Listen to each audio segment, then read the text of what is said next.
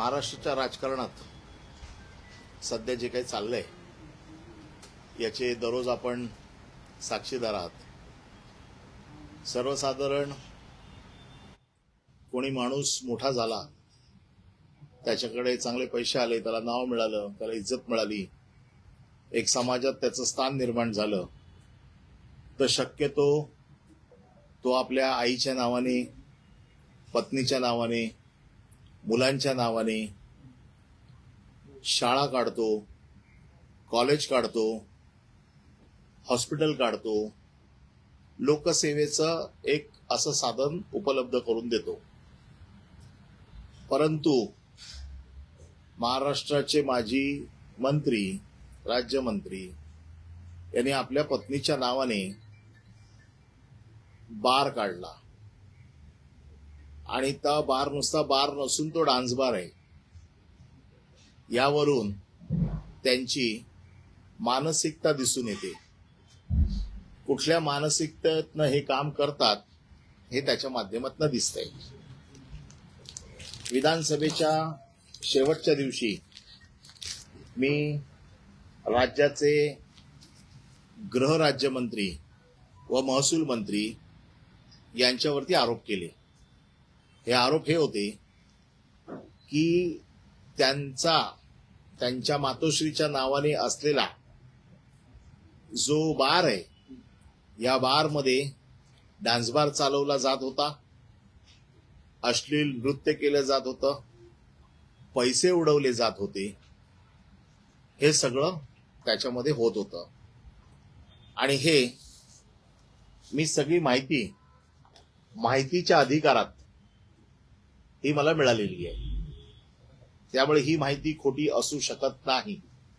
या माहितीच्या अधिकारात मिळालेल्या माहितीमध्ये 22 डान्स बार म्हणजे बारबाला, 22 गिराईक, 4 कर्मचारी यांच्यावरती कारवाई केलेली आहे. बारचे नियम तर सगळे तुडवले गेलेलेच आहेत, परंतु याच्या बाबतीत खुलासा करताना माजी मंत्री रामदास कदम यांनी सांगितलं की माझ्या पत्नीच्या नावाने बार आहे, म्हणजे आता त्याच्यात काय डिस्प्यूट राहिला नाही. गृहराज्यमंत्र्याच्या आईच्या नावाने डान्स बार चालतो, तो सुद्धा पोलीस स्टेशनच्या नाकाच्या खाली. हे गृहराज्यमंत्री नवीन मुंबईपर्यंत डान्स बारवरती रेड करायला जातात का? तर अश्लीलता चालते, अश्लीलता पसरवली जाते, अनैतिक धंदा आहे, समाज विघातक कृती आहे, म्हणून हे काय करतात, रेड करतात. हरकत नाही, चांगलं काम करतात. पण स्वतःच्या आईच्या नावाने जो डान्स बार चालतोय त्याच्यावर कोण कारवाई करणार? त्याच्यावर कारवाई झालेली आहे. त्यांनी असं देखील सांगितलं, माझा उल्लेख त्यांनी अर्धवट वकील म्हणून केलेला आहे. त्यांना एक गोष्ट कळली पाहिजे, विधानसभेत मी वकील म्हणून बोलत नाही, विधानसभेत मी आमदार म्हणून बोलतो. पुन्हा ही माझ्या आमदारकीची 4थी टर्म आहे. त्याच्यामुळे विधानसभेचे नियम, विधानसभेचे कायदे मला चांगले माहिती आहेत. त्यामुळे मला त्यांच्या ज्ञानाची किंवा त्यांच्या सर्टिफिकेटची गरज नाही. राहिला प्रश्न, त्यांनी असं सांगितलं की डान्स बार आम्ही चालवत नाही, आम्ही चालवायला दिलेला आहे आणि जो चालवतो त्याच्यावरती जबाबदारी आहे. तर मी आपल्या माहितीसाठी हे कायद्यातल्या तरतुदी आणलेल्या आहेत. Liability of the licensee for the act of a servant, म्हणजे तुमच्या नोकराने किंवा तुम्ही ज्याला प्राधिकृत केलंय त्याने जर एखादं दुष्कृत्य केलं तर त्याची जबाबदारी कोणाकडे? एक नोकरनामा असतो, इकडे ठेवलं सगळं, एक नोकरनामा असतो.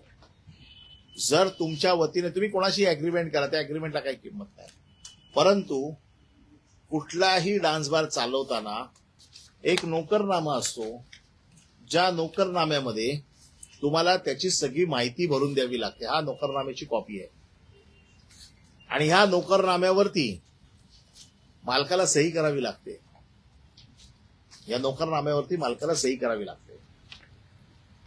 आणि एखादी कृत्य तुमच्या वतीने जो प्राधिकृत झालेला आहे त्याने केलं तर त्याची जबाबदारी काय आहे, तर मी तुम्हाला वाचून दाखवतो. Liabilities of the licensee for the act of a servant. The holder of the licence, permit, pass or authorization granted under this act shall be responsible as well as the actual offender for any offense committed by any person in his employ or acting with his express or implied permission on his behalf under the provision of this act, as if he himself has committed the same, unless he shall establish that all due and responsible precautions were exercised by him to prevent the commission of such offense. याचा अर्थ असा आहे की तुमच्या वतीने ज्या कोणी तिकडे प्राधिकृत केलेला असेल, जो काम करत असेल, तो जबाबदार जरी असला तरी हे कृत्य मी केलंय म्हणजे कोणी ज्याच्या नावाने परवाना आहे त्याने असं समजण्यात यावं, अनलेस जर तुम्ही तशी कृत्य करण्यापासून त्याला सगळ्या गोष्टीत परावृत्त करायला तुम्ही सिद्ध केलं तर. म्हणजे त्यांनी सांगितलं ना की आम्हाला कळलं आणि आम्ही डान्स बार बंद करून टाकला, मग त्याच्या अगोदर तर तुम्ही कुठली प्रिकॉशन घेतली नाही. आणि हे जर म्हणत असतील की आम्हाला माहितच नव्हतं, तर ह्या डान्स बारवर जशी 31/5/2025 ला रेड झाली, तशीच रेड 28/5/2023 ला रेड झाली होती. त्याच्यामध्ये गुन्हा हाच आहे.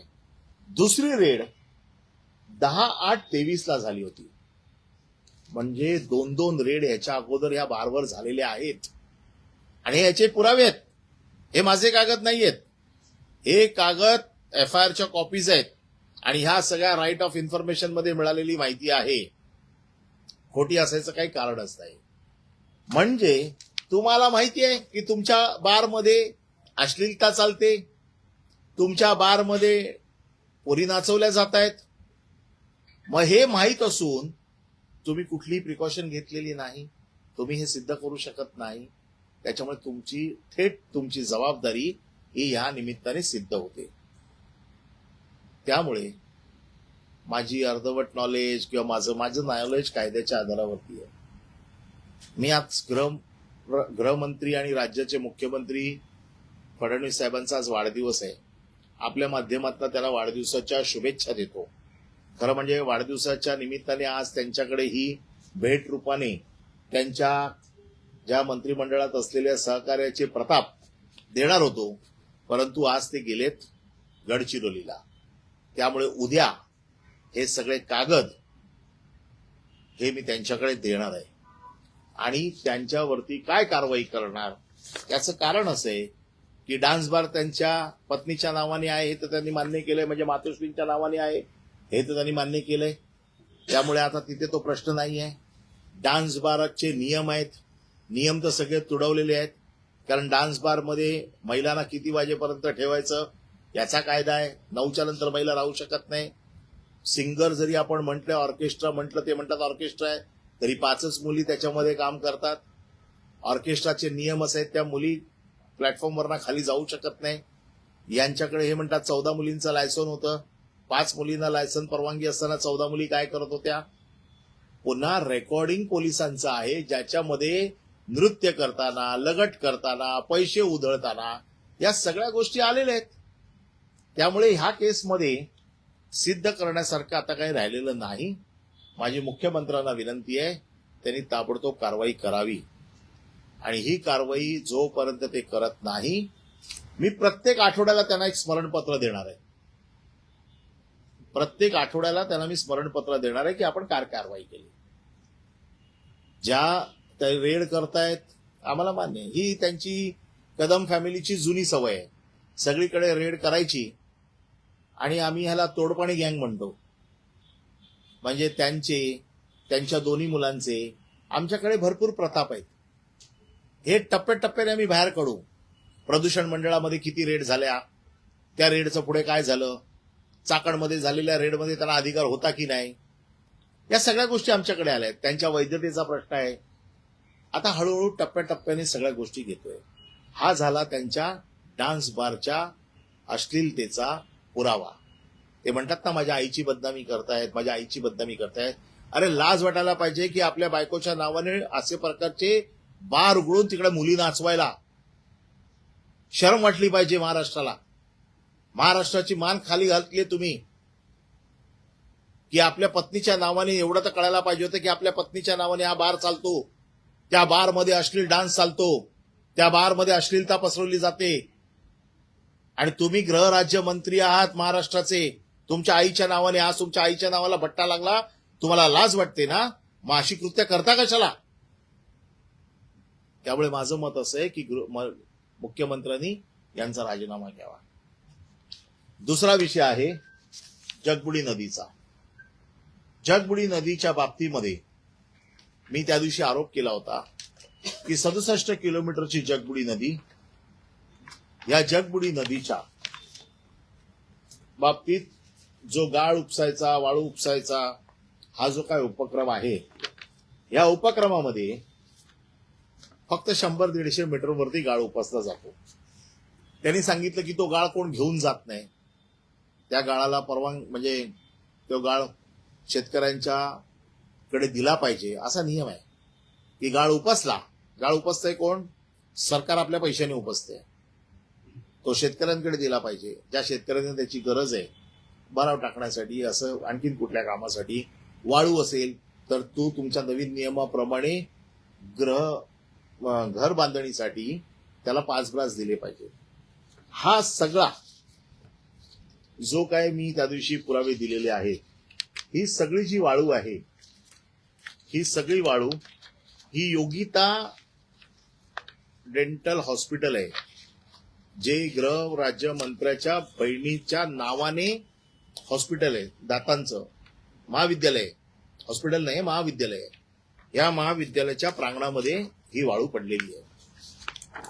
जर ही गाळू कोण घेऊन जात नाही तर ही वाळू तुमच्या प्रांगणात काय करते? तुम्ही या वाळूचे ढिगारे स्वतःच्या कॉलेजमध्ये कशाला लावलेत? जर कोण घेऊन जात नाही तर ते तिथेच पडून राहायला पाहिजे. तुम्हाला ह्याची गरज काय? या गाळामध्ये वाळू मिश्रित ही गाळ आहे. याच्यामध्ये ते तिथे चाळली जाते, वाळू वेगळी केली जाते, गाळ वेगळा केला जातो आणि यांचे चट्टे बट्टे ही वाळू नंतर घेऊन विकून टाकतात. बिपिन पाटणे हा कोण? शेतकरी आहे. कदम हा कोण? शेतकरी आहे. म्हणजे ह्यांची वाळू जिथे जिथे पडलेली आहे त्या वाळूचा आम्ही व्हिडिओ जिओ टॅग लागून आम्ही ड्रोन सर्व्हे केलेला आहे आणि तो मी उद्या पेनड्राईव्हच्या माध्यमातून मुख्यमंत्र्यांकडे देणार आहे. त्याचं कारण असं आहे की ही जर वाळू कोण घेऊन जात नाही तर ह्या वाळूचा तुम्हाला उपयोग काय? पण हे म्हणतात की मी त्याचा कोणी नाही. 1 वर्षापर्यंत त्यांच्या म्हणण्याप्रमाणे पकडून चालू की 1 महिन्यापर्यंत ते त्या ट्रस्टवर होते. शिवतेज आरोग्य संघटना, आरोग्य सेवा संस्था हा ट्रस्ट आहे, ज्या ट्रस्टचं ते कॉलेज आहे. कोण कोण आहे त्याच्यात? यांची आई आहे, यांची बहीण आहे, यांचा भाऊ आहे. हे स्वतः आहेत असं माझं मत आहे. पकडून चला ते नाहीयेत. मग मी जे काय म्हणतो की कॉन्फ्लिक्ट ऑफ इंटरेस्ट, की तुम्ही काढलेली वाळू, तुम्ही चालवलेले आईच्या नावाने डान्स बार, हे कॉन्फ्लिक्ट ऑफ इंटरेस्ट या सदराखाली मोडतात. स्वकीयांचं हित म्हणजे कॉन्फ्लिक्ट ऑफ इंटरेस्ट. यांनी तर असं जाहीर नाही केलंय कुठे की माझे या घराशी काही संबंध नाही, मी या घराशी संबंध तोडलेले आहेत. कुठली पेपर नोटीस दिली नाहीये. किंबहुना कालच त्याच्या वडिलांनी मोठं भाषण केलंय की माझी दोन्ही कशी मुलं कर्तृत्वान निघाली आहेत. ही त्यांची कर्तृत्व आहेत आणि या कर्तृत्वाचा त्याच्या वडिलांना अभिमान आहे. कालच सांगितलेलं आहे. त्याच्यामुळे ते कॉन्फ्लिक्ट ऑफ इंटरेस्ट या सदराखाली मोडतात. दुसरा विषय जो मी सांगितला होता, महाप्रळ नाळा. महाप्रळ नाळ्याचं उत्खनन करण्यासाठी आकिब मुकादम या माणसाने मुख्यमंत्री एकनाथ शिंदेना पत्र लिहिलं की मला हा गाळ काढू द्या. नंतर त्यांनी पालकमंत्री यांना पत्र लिहिलं, उदय सामंतना, की मला गाळ काढू द्या. त्यानंतर योगेश कदम यांनी पत्र दिलं की मला हा गाळ काढू द्या. अख्ख्या महाराष्ट्रात एकाच माणसाला अशा प्रकारे गाळ स्वतःच काढायचा आणि स्वतःच त्याची विल्हेवाट लावायची अशा प्रकारचं काम दिलं गेलं. हे दिलं कोणाच्या आदेशाने? महसूल मंत्र्यांच्या आदेशाने, राज्य महसूल मंत्र्यांच्या आदेशाने. हे दिल्याच्या नंतर जिथे गाळ काढायची परवानगी दिली होती, महादेव नाला नावाचा जो प्रकार आहे, महाप्रळ गाव महादेव नाला,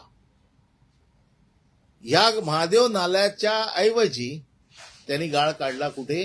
सावित्री नदीचा. सावित्री नदीचा गाळ काढल्यावरती तो सक्शन पंपने काढला, म्हणून कलेक्टरने त्याच्यावरती बंदी आणली. हे सगळे कागद मी आपल्याकडे उद्या त्यांना सबमिट केल्यावरती देणार आहे. याच्यावरती बंदी आणल्यानंतर आकिब मुकादम हा कोर्टात गेला. कोर्टाची ऑर्डर आहे. कोर्टाने काय सांगितलं? काल त्यांनी सांगितलं ना, कोर्टाच्या आदेशाने वाळू काढत होता. कोर्टाने काय सांगितलं? Due process of law follow करून तुमची ऑर्डर द्या, कारण तुम्ही त्यांना शोकॉज नोटीस दिलेली नाहीये. आणि त्यांना गाळ काढायला परवानगी दिली. त्यांच्यावरती गाळ काढायची परवानगी कुठली आहे? महादेव नाल्यातली. गाळ काढतायत कुठला? सावित्री नदीतला. अख्ख्या महाराष्ट्रात फक्त एकटाच माणूस असा गाळ काढतोय आणि म्हणून त्यांच्यावरती कारवाई झाली. हा आकिब मुकादम कोण आहे? हा यांच्या घरातला नोकरासारखा आहे, म्हणजे यांचा अगदी घरचा माणूस. त्याचे फोटो मी आपल्याला त्या दिवशी दाखवले. पुढे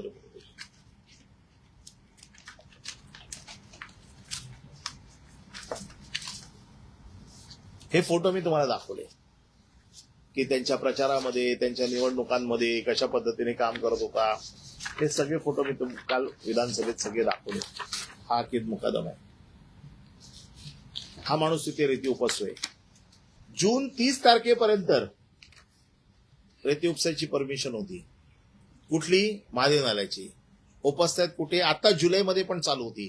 काल ही लक्षवेधी लागल्यावरती बंद झाली. काल हा विषय आला ना, आता बंद झाला. तिसरा विषय असा आहे की दगड आणि जांबा याचं उत्खनन होतं. दगड उपसायला, उत्खनन करायला 28 लोकांना, 24 लोकांना परमिशन दिली. जांबा उत्खनन करायला 14 लोकांना परमिशन दिली. ह्या सगळ्या लोकांना जी परमिशन दिली, त्या परमिशनपेक्षा जास्त उत्खनन केलं यांनी. म्हणून कलेक्टरने तहसीलदारांना सांगितलं की आपण रिपोर्ट करा. त्या रिपोर्टमध्ये आलेलं आहे की उत्खनन जास्त झालंय. एटीएस मशीनच्या माध्यमातूनही मोजणी झाली. म्हणजे एटीएस मशीनने मोजणी तेव्हाच होते जी अक्युरेट पद्धतीने करायची असेल.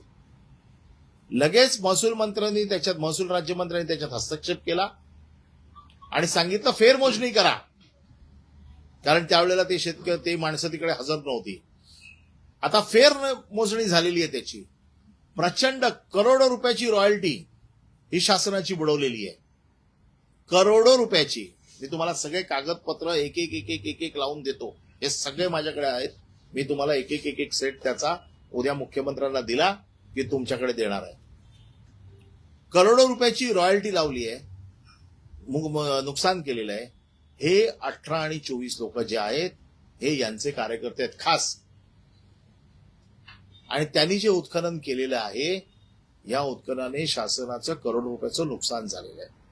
आता हे नुकसान झालेलं आहे तर त्याचा अहवाल आला पाहिजे बाहेर. की किती अवैध दगड उचललाय, किती जांबा अवैध उचललाय, अजूनही त्याचा रिपोर्ट येत नाही. कारण त्याचं असं आहे की राज्यमंत्र्याचा त्याच्यावरती दबाव आहे.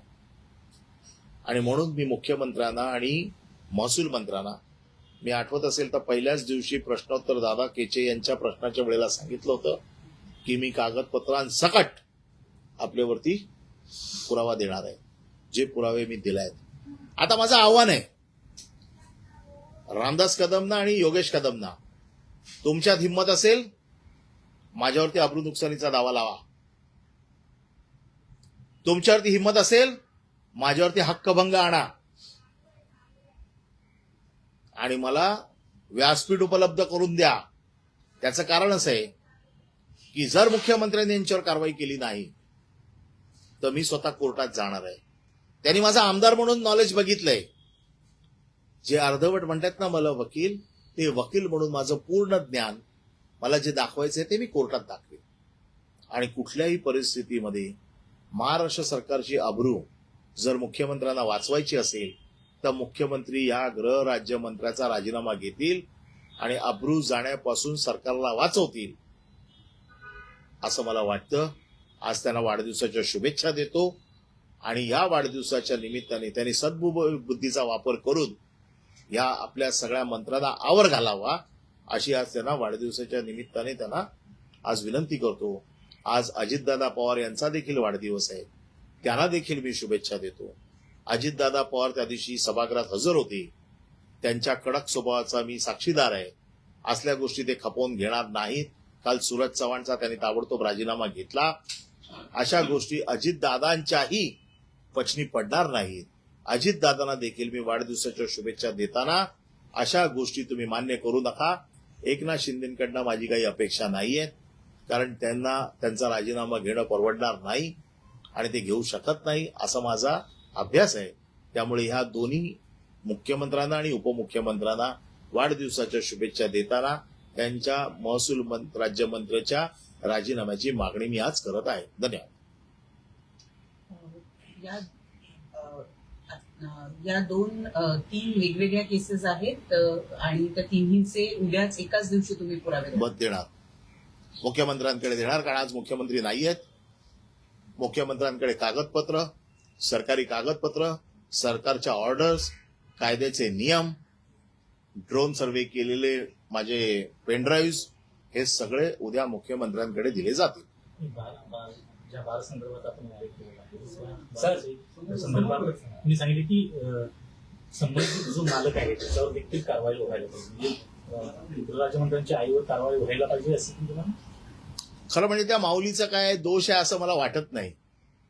परंतु ह्यांना अक्कल असायला पाहिजे, ह्यांना कळलं पाहिजे की कोणाच्या नावाने असे धंदे करायचे. दुर्दैव आहे.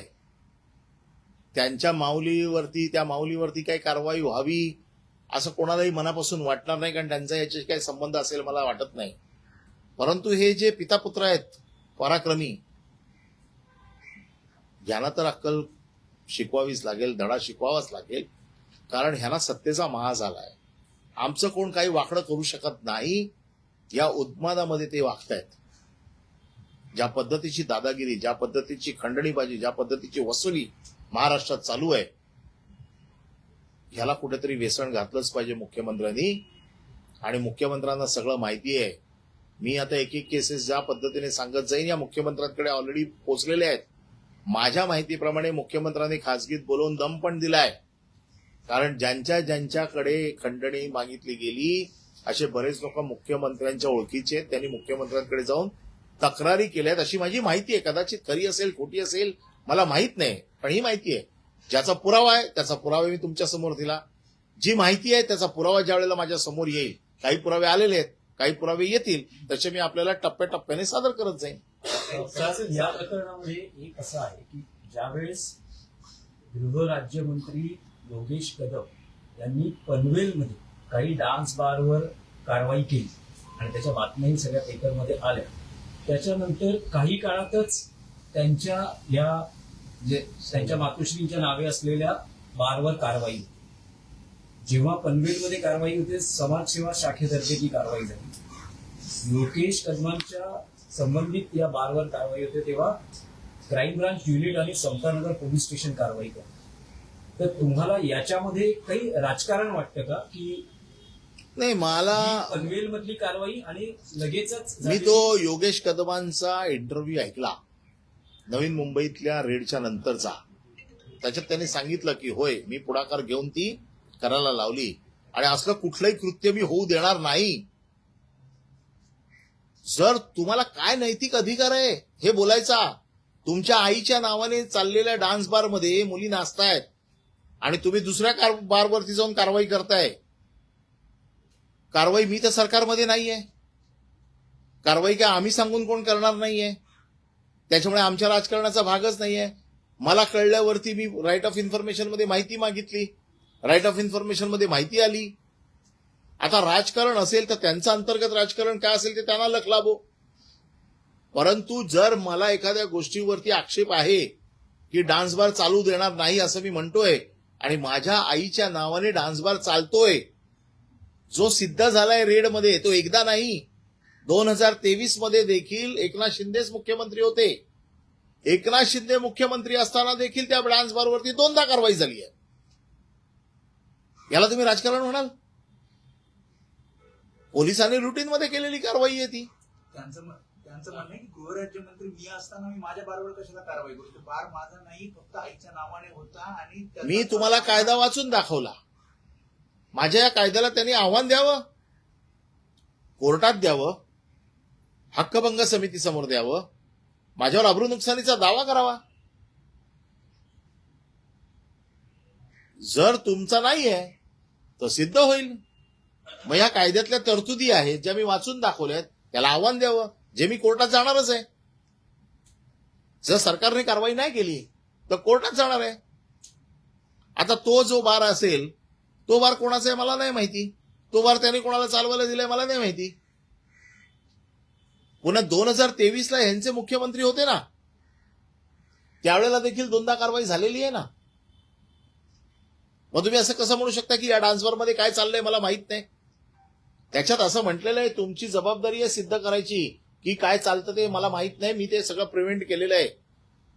मग 2023 ला रेड झाल्या, 2 रेड झालेल्या आहेत. त्या रेड जर झालेल्या असतील आणि तुम्हाला जर त्याच्यामध्ये कागदपत्र उपलब्ध असतील तर तुम्ही कसं म्हणू शकता की आम्हाला या बारमध्ये काय चाललंय आम्हाला माहित नाही? असले पैसे खाऊ नयेत आणि त्या आईच्या नावावर तर बिलकुल खाऊ नयेत. याला मराठी भाषेत फार घाणेरडा शब्द आहे जो मी माझ्या संस्कृतीप्रमाणे वापरू इच्छित नाही. त्यांचं म्हणणं असे, अनिल परबने कलेक्टरला पत्र लिहिली नाहीत. मी कलेक्टरला जी पत्र लिहिलेली आहेत 2 वर्षात लिहिली आहे. 2 वर्षात आहेत ना, तुम्हाला तारखांसकट देतो ना ते रे. हे नाही ते काढणं खालचं काय करतो. आणखी नाही, परब साहेब, हा जो बार आहे जो रामदास कदम यांच्या पत्नीच्या नावे आहे, तो कधी सुरू झालेला आहे, त्या संदर्भातले काही डिटेल्स आहेत का? आणि लायसन्स कसलं आहे त्या बारचं? म्हणजे रेस्टॉरंट अँड बार असं तिथे म्हटलेलं आहे. रेस्टॉरंट अँड बार हे जेव्हा म्हटलं जातं तर तिथे रेस्टॉरंट अँड बारच चालला पाहिजे, बरोबर आहे? तिथे ऑर्केस्ट्रा पण चालता कामा नये. रामदास कदम यांनी सांगितलंय की तिथे ऑर्केस्ट्रा चालतो, परवानगी होती. ऑर्केस्ट्राची परवानगी होती. आहे तसं लायसन्स असेल ना, मला माहित नाही. हा. रेस्टॉरंट बारचं लायसन आहे, ऑर्केस्ट्राचं बारचं लायसन आहे की नाही मला माहित नाही. ऑर्केस्ट्राच्या बारचं लायसन असेल तर ऑर्केस्ट्रा चालला पाहिजे. ऑर्केस्ट्राच्या बारच्या लायसनच्या नावाखाली डान्स बार चालता कामा नये. इथे डान्स बार चालू आहे आणि पोलिसांनी तो रेकॉर्ड केलेला आहे आणि पंचनाम्यामध्ये लिहून आलेलं आहे की मुली नाचताना पकडल्या, विभत्स हातवार करताना पकडल्या, गिरायकाशी लगड करताना पकडल्या. हे पंचनाम्यामध्ये आलंय. हे काय माझं स्टेटमेंट नाहीये, हे स्टेटमेंट आहे पोलिसांचं, हे स्टेटमेंट आहे पंचनाम्याचं, हे माझं नाही. त्यामुळे डान्स बारची परमिशन, डान्स बारला तर परमिशनच नाहीये, परमिशन ऑर्केस्ट्राला आहे. ऑर्केस्ट्राचं परमिशन जरी असलं, असं एक क्षण पकडून चालू, ऑर्केस्ट्राचं परमिशन आहे, तरी देखील तिथे डान्स बार चालवता येत नाही. नाही, हा बार कधी सुरू झाला याच्या बाबतीत काही- हा बार कधी सुरू झाला मला माहित नाही, मी त्याची माहितीच घेतलेली नाहीये. हा बार कधी अगोदर चालू झाला असेल त्यावेळेला कदाचित तो रेस्टॉरंट अँड बार असेल. रेस्टॉरंट अँड बार चालवायला कोणाचीच काही हरकत नाहीये. रेस्टॉरंट अँड बार चालवायला कायद्याने बंदी नाहीये. डान्स बार चालवायला कायद्याने बंदी आहे. नाही, पण परत साहेब यामध्ये कसा मुद्दा आहे, तुम्ही म्हणतात की हे बारचं प्रकरण असेल किंवा अन्य काही प्रकरण आहे की तुम्ही मुख्यमंत्र्यांना त्या विषयासंदर्भात उद्या भेटणारा सगळी कागदपत्र सादर करतात. डान्स बारचं तर प्रकरण तसं गंभीरच आहे, पण मुख्यमंत्री स्वतःच्या प्रतिमेबाबतीत इतके जागरूक असतात की मंत्र्यांचे पीए नेमताना ही अनेक नियम आणि त्या कसोट्यांवरून त्यांना जावं लागतं. अशा वेळेस जर तुम्ही म्हणताय 2023ला 2 किंवा 3 वेळा कारवाई झालेली आहे, तर या सगळ्या गोष्टीची कल्पना, कारण गृह खातं हे मुख्यमंत्र्यांकडे आहे आणि त्या खात्याचे ते राज्यमंत्री आहेत योगेश कदम, तर या बाबतीतली काही माहिती किंवा कल्पना राज्याच्या गृह विभागाने किंवा मुख्यमंत्र्यांच्या यंत्रणेने मुख्यमंत्र्यांना दिली नाही का? मंत्रिमंडळात त्यांचा समावेश करता आणि आता तुम्ही हेच प्रकरण घेऊन मुख्यमंत्र्यांकडे मला मुख्यमंत्र्यांना काय माहिती दिली काय माहिती दिली नाही याची काही कल्पना नाही. परंतु माझ्याकडे एफआयआरच्या कॉपीज आहेत ज्या राईट ऑफ इन्फॉर्मेशन मध्ये मला मिळालेल्या आहेत. 2 एफआयआर झालेले आहेत ही वस्तुस्थिती आहे. 2023ला हे एफआयआर झाले आहेत ही वस्तुस्थिती आहे.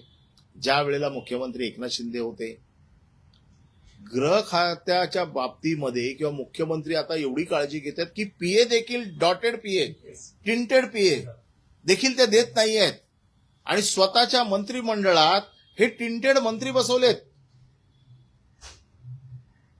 मला त्यांना म्हणून मी तुम्हाला त्यांना प्रश्न विचारतोय, हा मुख्यमंत्र्यांना प्रश्न आहे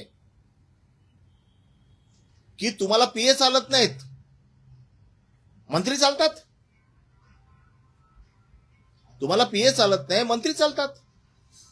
नाही, माझा मुद्दा असा आहे की माहितीच्या अधिकारात जर तुम्हाला ही माहिती उपलब्ध होती तर मुख्यमंत्र्यांच्या गृह विभागाने किंवा मुख्यमंत्र्यांच्या संबंधित यंत्रणेनं हे जे सगळं प्रकरण आहे त्यांचा मंत्रिमंडळात समावेश करताना त्याची कल्पना मुख्यमंत्र्यांना दिली नाही का? याच्या बाबतीत मी कसं उत्तर देऊ? याच्या बाबतीत मुख्यमंत्रीच उत्तर देतील ना. आता जे मुद्दे तुम्ही एकच मिनिट, त्याच्या अगोदर ही पत्र दाखवतो. 15/4/2024 कलेक्टरला लिहिलेलं पत्र आहे. मला माहिती पाहिजे आणि मला बैठकीची वेळ पाहिजे. त्याच्यावरती शिक्का आहे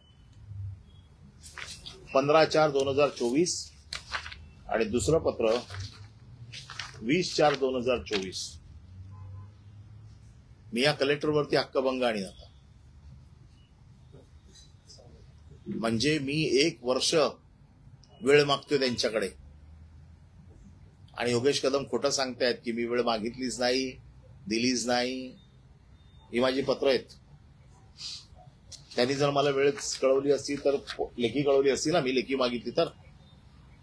त्यामुळे हे सगळे पुरावे तयार झालेले आहेत. हे सगळे पुरावे कंपाईल करून मी उद्या मुख्यमंत्र्यांकडे देणार आहे आणि ते दिल्याच्या नंतर याच्यावरती मुख्यमंत्री काय कारवाई करतात ते मला बघायचंय.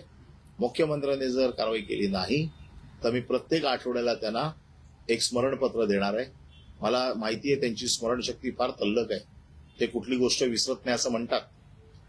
मी मागितलेल्या कारवाईचं त्यांनी नाकारावं की आम्ही काही कारवाई करणार नाही तरी चालेल. मला हे कळेल मला की मुख्यमंत्र्यांना अशी माणसं चालतात का. मग मी जनतेच्या न्यायालयात जाईन किंवा न्यायालयात जाईन.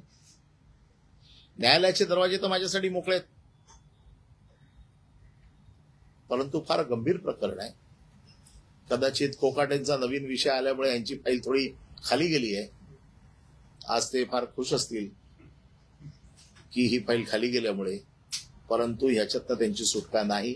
कारण अशा वेगवेगळ्या फाईल या जमा होत आहेत आणि टप्प्याटप्प्याने आपल्याकडे त्या मी घेऊन येईन. मुख्यमंत्र्यांकडे मी त्या घेऊन जाईन. वादग्रस्त विधान केलं. कोणती कारवाई अपेक्षित आहे? तुम्ही कॉन्फ्लिक्ट ऑफ इंटरेस्ट सांगितलं, त्यानंतर ज्या पद्धतीनं ती वाळू उचलली जाते त्या ह्या सगळ्यांच्या अंतर्गत कुठली कारवाई अगदी अपेक्षित? पहिली कारवाई अतिशय स्पष्ट आहे. कॉन्फ्लिक्ट ऑफ इंटरेस्ट किंवा हाऊस ऑफ प्रॉफिट असं ज्या वेळेला होतं त्यावेळेला त्या मंत्र्याचा राजीनामा घेतला जातो. नंबर 1 ची कारवाई ही आहे जी महाराष्ट्राला अपेक्षित आहे, जी आम्हाला अपेक्षित आहे. कागद काळे केले जातील, काही लोकांवरती गुन्हे दाखल केले जातील, त्या बारच्या मालकावरती जो कोण चालवणार आहे त्याच्यावर गुन्हा दाखल केला जाईल, त्यांच्या काही लोकांना अरेस्ट दाखवली जाईल. परंतु ज्याला जो जबाबदार आहे, ज्याच्या पर्सनल इंटरेस्ट स्वकीयांचे हितसंबंध, ज्याला कॉन्फ्लिक्ट ऑफ इंटरेस्ट म्हणतात, जे सिद्ध झालेले आहेत त्याच्यामध्ये यांच्या राजीनाम्याचीच कारवाई आम्हाला अपेक्षित आहे. सर तुम्ही आता अंजली दमन यांनी पण आता पत्रकार परिषद घेत गृहराज्यमंत्र्यांच्या राजीनाम्याची मागणी केली आणि जिथे बार होतं ते आता तिथे चाललेत, कारण त्यांना जी एफआयआर मिळाली पोलीस स्टेशनकडून त्यामध्ये 22 मुलींना पकडण्यात आलेल्या आणि 5 ते 6 मुलीची काहीतरी परवानगी असते, तर ते तिकडे जाऊन आता ती सगळी हे मी तर अगोदरच दिलं ना आपल्याकडे. आता माझं चला ठीक आहे, राजकीय भांडण आहे त्यांच्याशी, ते म्हणतात ना कदम फॅमिलीची बदनामी करण्यासाठी.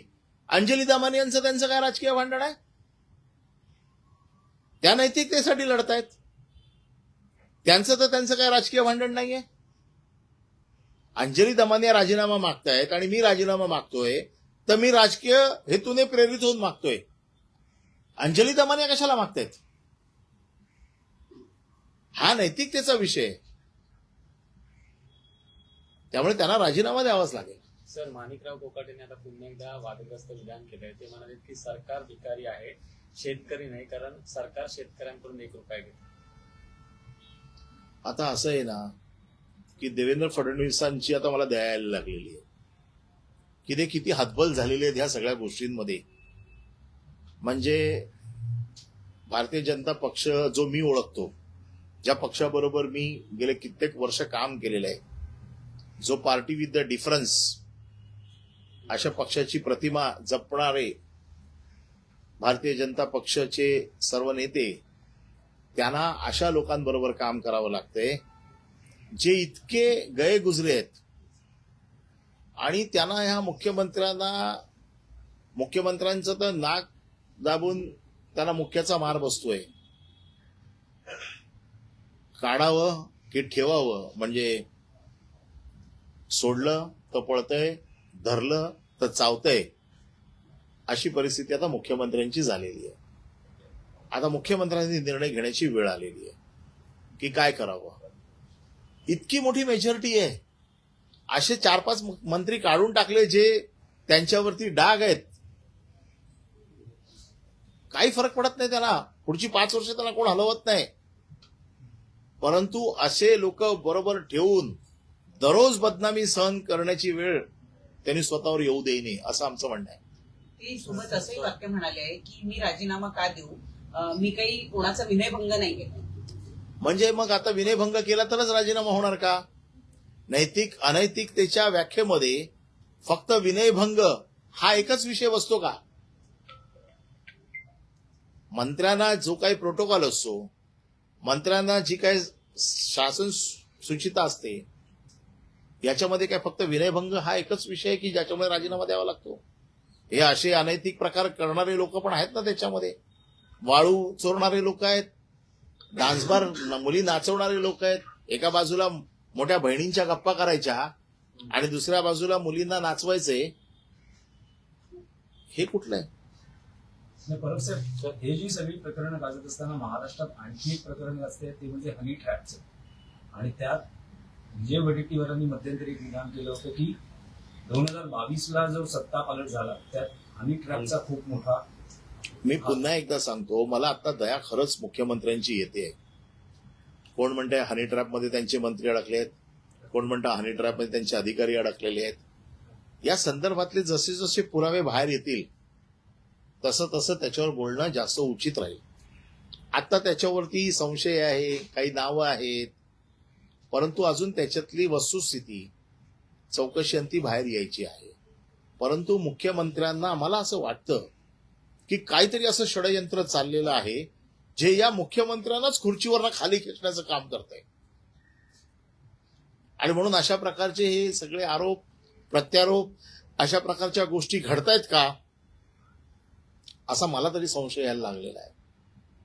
त्यामुळे माझं स्पष्ट मत असं आहे की मुख्यमंत्र्यांनी आपली कडक भूमिका घ्यावी आणि असे जे काही लोक आहेत यांना चांगला धडा शिकवावा.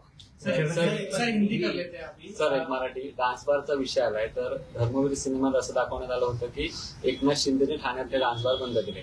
आता त्यांच्याच मंत्र्याच्या नावावर डान्स बार आहे, त्यांना आठवण करून द्यायची वेळ आली आता. आता एकनाथ शिंदेची देखील फार अडचण आहे. आपण चांगलं उदाहरण दिलं की डान्स बार फोडला एकनाथ शिंदेनी, त्याचा किती उदो उदो करून दिला. आपण धर्मवीर पिक्चर मध्ये बघितलं की डान्स बार फोडला. का डान्स बार फोडला? तर महिलांचा आदर राखण्यासाठी, महिलांना तिथून मान खाली घालून जावं लागतं. आता एकनाथ शिंदे काय म्हणून यांच्यावरती कारवाई करणार? ज्या एकनाथ शिंदेचा धर्मवीर मध्ये जो काय उल्लेख केला गेला आणि डान्स बारचे जे काय पिक्चराइज केलं गेलं, आता माझी अपेक्षा आहे की एकनाथ शिंदेने देखील या कारवाईला समर्थन दिलं पाहिजे. आता ते डान्स बार फोडू शकत नाहीत स्वतः, पण किमान उपमुख्यमंत्री म्हणून कारवाईचे आदेश तर देऊ शकतात. सर एक बार हिंदी में जानना चाहेंगे. योगेश कदम पर आपने जब असेंबली शुरू की तब आपने आरोप किए थे कि डांस बार चलाया जा रहा है कदम फैमिली की ओर से. उसके ऊपर उन्होंने भी स्पष्टीकरण दिया. अब इस मामले में क्या कुछ जानकारी सामने आई है, आगे की क्या भूमिका रहेगी? मैंने सदन के आखिरी दिन में योगेश कदम जो इस राज्य के गृह राज्य मंत्री है, महसूल राज्य मंत्री है, इनके ऊपर आरोप लगाए थे कि इनके मां के नाम से एक रेस्टोरेंट एंड बार है, जिस बार में 30 मई 2025 को रेड हो गई. मुंबई पुलिस और क्राइम ब्रांच यूनिट नंबर 12 ने ये रेड की, जिसकी एफआईआर की कॉपी मुझे राइट ऑफ इंफॉर्मेशन के तहत मिली, जिसमें 22 बारबालाए, 22 गिराइक, 4 स्टाफ ऐसे लोग मिले, जिसकी वीडियो शूटिंग हो चुकी है, जिसमें बारबालाए नाच रही है, अश्लीलता का काम वहां पर हो रहा है. ये उनके ऊपर आरोप है. रामदास कदम इन्होंने कहा कि ये डांस बार मेरे पत्नी के नाम पे है, बार मेरे पत्नी के नाम पे है. बार चलाने में, रेस्टोरेंट एंड बार चलाने में कोई तकलीफ नहीं, लेकिन रेस्टोरेंट एंड बार के नाम पे डांस बार चलाना ये अनैतिकता है. और वो उनके कहना ऐसा था कि वो मेरे किसी नौकर ने या मैनेजर ने या जिसको मैंने चलाने दिया उसने ये किया है. मैंने कानून की इस धारा को आपके सामने रखा है, जिस धारा में ये कहा जाता है कि आपके नौकर ने या आपने जिसको भी ऑथोराइज किया है उसने कोई अगर मिसकॉन्डक्ट किया तो उसकी जिम्मेदारी आपके ऊपर है. अगर आप ये प्रूव कर सकते हैं कि आपने सभी शर्तों को, नियमों को बंधन में रखा है, तो आपके ऊपर जिम्मेदारी नहीं है. मेरा यह कहना है कि 2023 में इस बार के ऊपर 2 बार रेड हो गई है. जब इस बार के रेड हो गई तब इनका ही शासन था, मुख्यमंत्री एकनाथ शिंदे जी थे. तो ये नहीं कह सकते कि इनको मालूम नहीं है कि यहां पर डांस बार चल रहा है. तो इनको बचने का कोई अभी इसमें उम्मीद नहीं है. इसलिए मैंने मुख्यमंत्री से कल या आज, उनका जन्मदिन है, मैं उनको हार्दिक बधाई देता हूं जन्मदिन की, और उनसे ये कार्रवाई की मांग करता हूं कि ऐसे अनधिकृत कामों के लिए अगर मंत्री पद का उपयोग किया जाता है तो इसमें कॉन्फ्लिक्ट ऑफ इंटरेस्ट है. मैं जिस खाते का मंत्री हूं उसी खाते के धंधे को अगर मेरे निकटवर्तियों को उसका अगर लाभ मिलता है तो वो कॉन्फ्लिक्ट ऑफ इंटरेस्ट होता है, जिसके तहत उन्होंने रेजिग्नेशन देना चाहिए. योगेश कदम ने कल प्रेस कॉन्फ्रेंस में ये कहा कि मेरे जितने भी लोग हैं, अनिल परब जिन पर आरोप भी कर रहे हैं, वो हाईकोर्ट की परमिशन लेकर, चाहे वो रिक्की का काम हो या बाकी के काम कर रहे हैं, और अगर ये साबित होता है कि मेरा इन्वॉल्वमेंट है तो मैं इंक्वायरी में सामने जाऊंगा. मेरा यही कहना है, जो हाईकोर्ट की ऑर्डर है मेरे पास में है, मैंने पढ़ी हुई है. हाईकोर्ट ने ये ऑर्डर दी है, जो अकीब मुकादम को जो रेती खींचने का काम दिया था, जिसको जहां पर दिया था वो जगह को छोड़ के दूसरे जगह से कर रहा है. नंबर 1.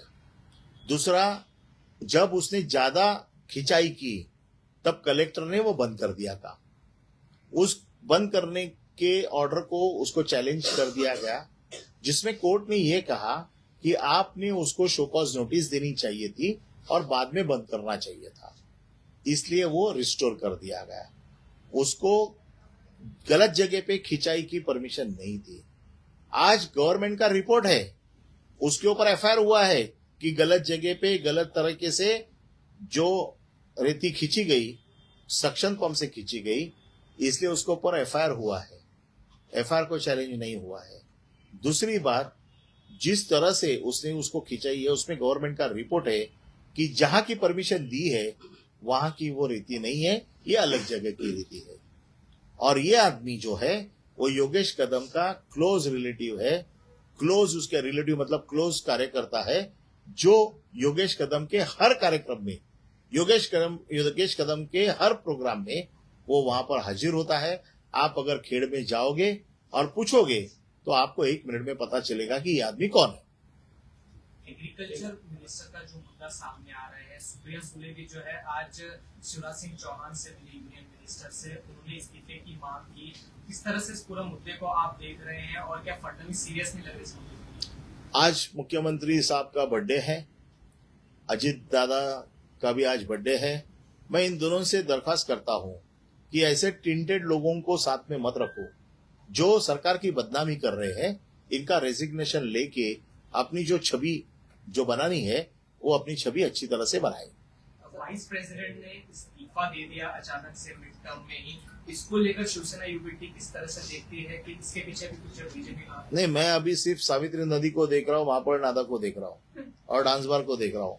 और दिल्ली अभी देखना, वो दिल्ली के लोग जो बैठे वो देख लेंगे उसको।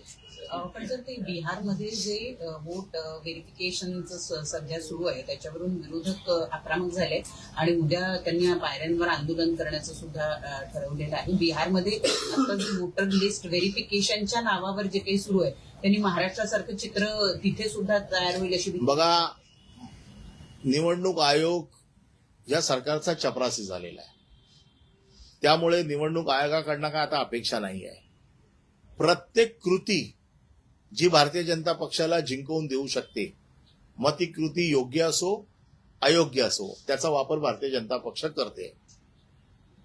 म्हणून महाराष्ट्रात जे केलं ते आता बिहारमध्ये पण करतील।